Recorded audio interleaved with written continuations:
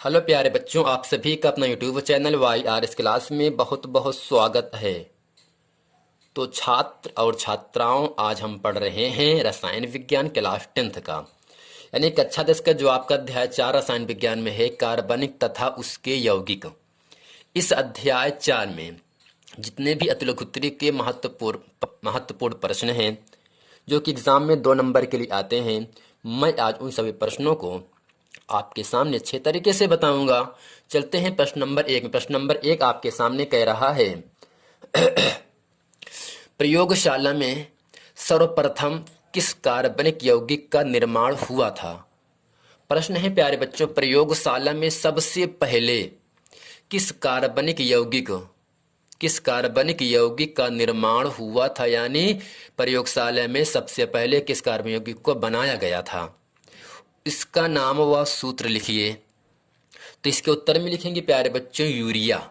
यानी प्यारे बच्चों, प्रयोगशाला में सबसे पहले कार्बनिक यौगिक क्या बनाया गया? यूरिया बनाया गया। और यूरिया का सूत्र होता है NH2CONH2। यानी प्यारे बच्चों, सबसे पहले प्रयोगशाला में कार्बनिक यौगिक यूरिया बनाया गया और यूरिया का सूत्र होता है NH2CONH2। दूसरा प्रश्न आपके सामने कह रहा है, 2 एलिफैटिक असंतृप्त हाइड्रोकार्बनों के नाम व अणुसूत्र लिखिए। 2 एलिफैटिक असंतृप्त यानी जिनके बीच डबल बॉन्ड बनता हो हाइड्रोकार्बनों के नाम व अणुसूत्र लिखना है। तो इसके उत्तर में लिखेंगे नीली पेन से एथिलीन। और एथिलीन का सूत्र होता है C2H4 तथा एसिटिलीन का सूत्र होता है C2H2। तो प्यारे बच्चों, आपसे इतना ही कह रहा था, 2 एलिफैटिक असंतृप्त हाइड्रोकार्बन का नाम बताना था। एथिलीन और एसिटिलीन है और इन दोनों का सूत्र क्या होता है? C2H4 एथिलीन का होता है और C2H2 एसिटिलीन का सूत्र होता है।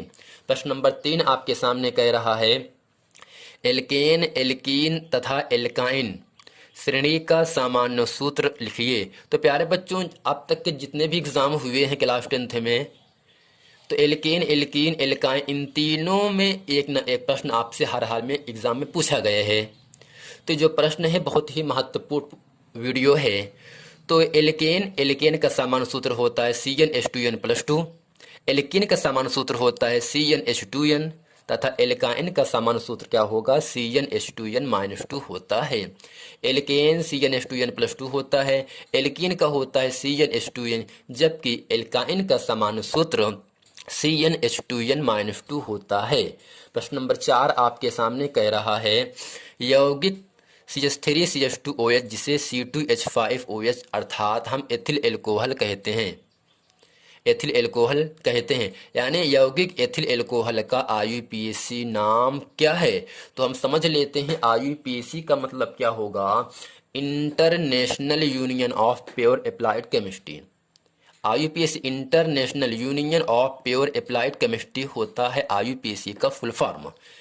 तो आपसे कह रहा है यौगिक एथिल एल्कोहल का IUPAC नाम क्या है? तो इसके उत्तर में लिखेंगे यौगिक एथिल एल्कोहल का IUPAC नाम एथेनॉल है। प्रश्न नंबर 5 आपके सामने कह रहा है, योगात्मक अभिक्रिया को उदाहरण सहित समझाइए। तो इसके उत्तर में लिखेंगे, योगात्मक का मतलब होता है 2 यौगिकों का जोड़। 2 यौगिकों को जोड़ने से एक यौगिक केवल बने, बस केवल आपको। जब 2 या 2 से अधिक पदार्थ आपस में संयोग करने का मतलब क्या होगा? मिलने से। जब 2 या 2 से अधिक पदार्थ आपस में संयोग करके एक नया पदार्थ बनाते हैं तथा कोई भी अन्य पदार्थ नहीं बनता है, योगात्मक अभिक्रिया कहलाता है। जैसे आपके सामने एथिलीन है, ये आपका पदार्थ है, ठीक है ना, ये भी आपका एथिलीन है। यानी जब दोनों को हम मिलाते हैं सोडियम की उपस्थिति में 200 या 300 डिग्री तापमान पर, तब आपका CH3 बॉन्ड CH3 बनता है, जिसे हम एथेन कहते हैं। यानी प्यारे में 2 पदार्थों के मिलने से यदि केवल एक ही पदार्थ बन रहा है, तब उसे हम क्या कहते हैं? योगात्मक अभिक्रिया कहते हैं। जैसे कार्बन है प्लस ऑक्सीजन है, यानी कार्बन की क्रिया ऑक्सीजन से कराने पर क्या बन रहा है? CO2 बन रहा है। ये केवल क्या एक आपका है, एक एक यौगिक है, जबकि कार्बन अलग पदार्थ है, ऑक्सीजन अलग पदार्थ है। यानी दो पदार्थों के संयोग से जो एक नया पदार्थ बनता है और कोई भी पदार्थ नहीं बनता है, तो उसे हम क्या कहते हैं? योगात्मक अभिक्रिया कहते हैं। तो उम्मीद करते हैं प्रश्न नंबर 5 आप समझ गए होंगे। चलते हैं आपको लेकर प्रश्न नंबर 6 में, जो कि इस वीडियो का अंतिम प्रश्न होगा। 6 कह रहा है, एथिल एल्कोहल के ऑक्सीकरण से प्राप्त यौगिकों के नाम व सूत्र लिखिए। एथिल एल्कोहल जिसका सूत्र होता है C2H5OH। एथिल एल्कोहल के ऑक्सीकरण से प्राप्त यौगिकों के नाम व सूत्र लिखना है। तो इसके उत्तर में लिखेंगे, एथिल एल्कोहल के ऑक्सीकरण से प्रथम पद में एसेटल्डिहाइड जिसका सूत्र होता है CH3CHO व द्वितीय पद में एसिटिक अम्ल CH3COOH प्राप्त होता है।